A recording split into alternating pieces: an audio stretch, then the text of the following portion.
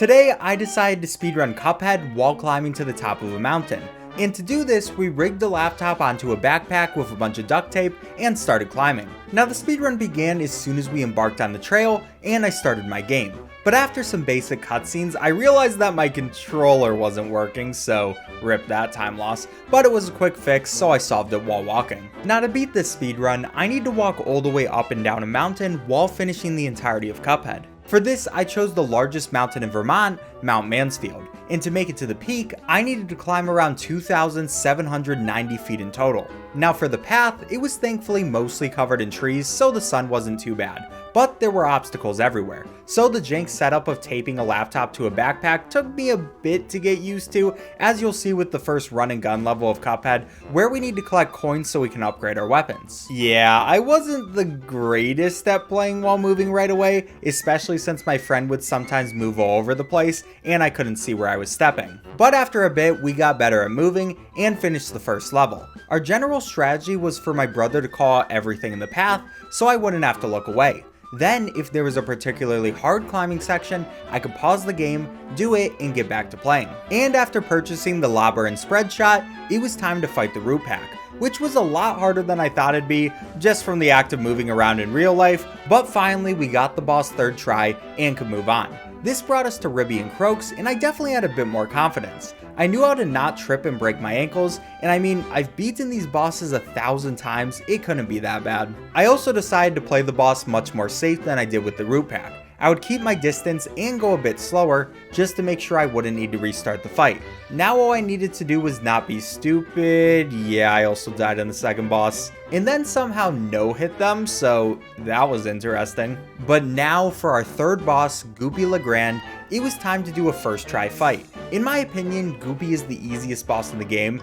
He kinda just jumps around. And I was so confident, I didn't even go for safety. We stayed up close and personal for the first two phases. Then on the last phase, we can play a bit safer by predicting his slam attack and just running away before it happens. So yeah, here's where I finally started playing well. Now Hilda was next, which means it's time for our first air fight. The nice thing about this fight is we can stay really far away and have plenty of time to react to attacks. Even if my friends somehow trip during the fight, I really wouldn't be worried. Honestly, this one's all muscle memory with some fairly okay reacting, as well as some pauses here and there for big steps, and she was taken out quick and easy. Again, with no hits taken. But one thing I haven't talked about too much yet is the actual hike. To this point, the terrain wasn't too bad, with it being relatively flat, but around here is where things would get harder. This was also my first time ever climbing a mountain, so we were pretty tired, and I decided to take my first break from the game to focus completely on the climbing. Which I gotta say, probably a good idea, especially with how hard the climb was about to get in just a little bit.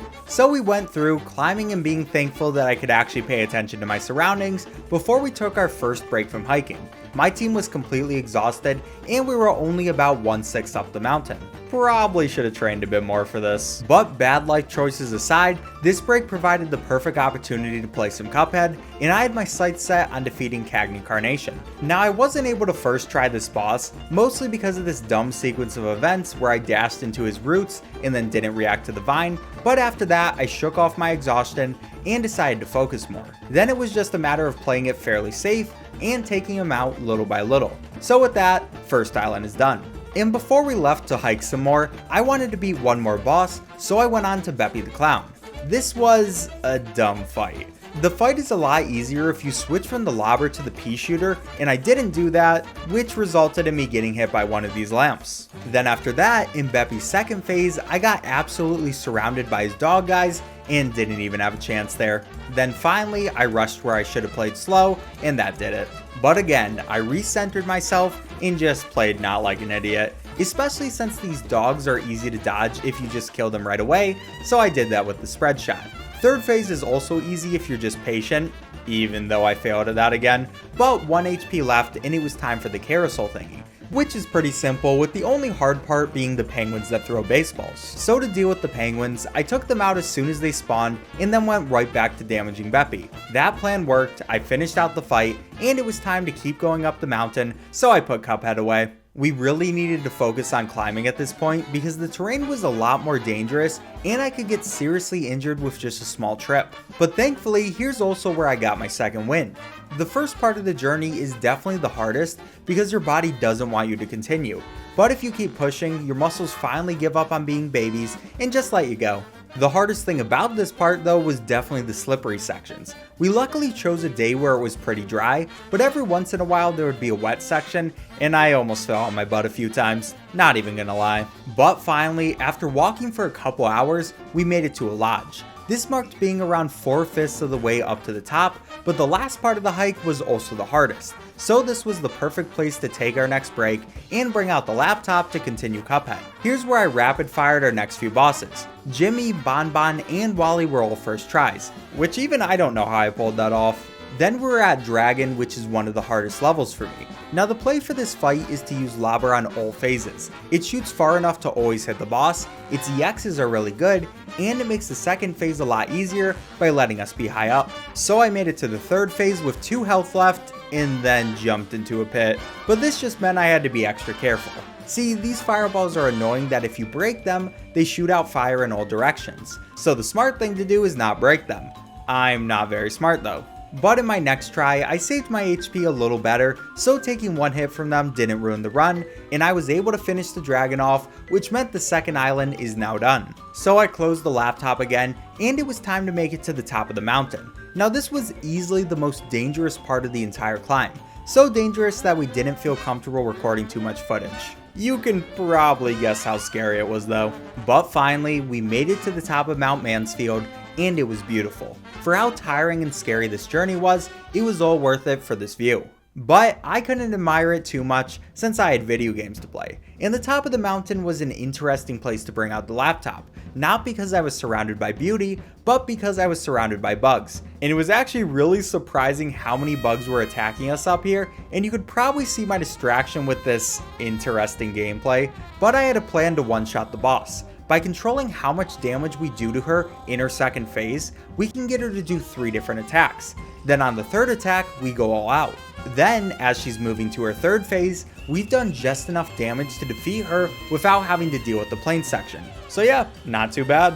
But then we had the robot. This guy is just annoying. It started out relatively fine, but I was too tired to remember my usual game plan and kinda just winged it. Now I was able to beat this first part, but then somehow got hit 3 times in like 10 seconds and yeah, that was disappointing. I'll be honest, I just couldn't focus as much as I wanted to up here, so after one more try, I decided to focus on climbing down first and then beat the game afterwards. That way I could give it 100% of my attention. And the descent was interesting. By far, climbing up the mountain was much more tiring, but climbing down hurt more since we had to step down so much, but we kept going because I got a speedrun to finish. And after 6 hours and 20 minutes of mountain climbing, we made it back to the bottom. So now all I needed to do was beat a few bosses. While my brother drove us back to our hotel, I played Cuphead. And as you can see, even though we were in the comfort of car air conditioning, I still made a few mistakes in the robot fight, which got me down to 1 HP. But I also made it to his last phase, which is probably the easiest. It's a really long sequence where you need to dodge his diamond attack for what feels like a whole minute, but if you're patient, it's not too bad and he goes down. And after that, I was able to one-shot Sally Stageplay and Werner Werman since they're pretty easy. Which led me to Captain Brinnybeard, where I forgot to switch from the lobber to the pea shooter, so the fight was a bit harder. But before I could worry about that too much, my laptop ran out of power, and we needed to drive another hour before I could plug it in. But what's worse is after finally getting back, it looked like my video data was corrupted, even though now I realize it obviously wasn't. Just in case though, I went back and redid the last 3 boss fights, which is kind of hilarious now that I think about it. Anyways, after that, on Brinnybeard, again I forgot to switch to the pea shooter, but took him out by just playing a bit slower. I also one-shotted Cala Maria, Phantom Express, and King Dice. All I could think about during these fights was how much I needed a shower, but finally, there was only one boss left, and it was the devil. And yeah, I can't really make this sound very suspenseful, mostly because my mental state was barely there, but I somehow beat the devil first try without taking a single hit of damage. And finally, after more than 8 hours, the speedrun was done. Please subscribe if you enjoyed.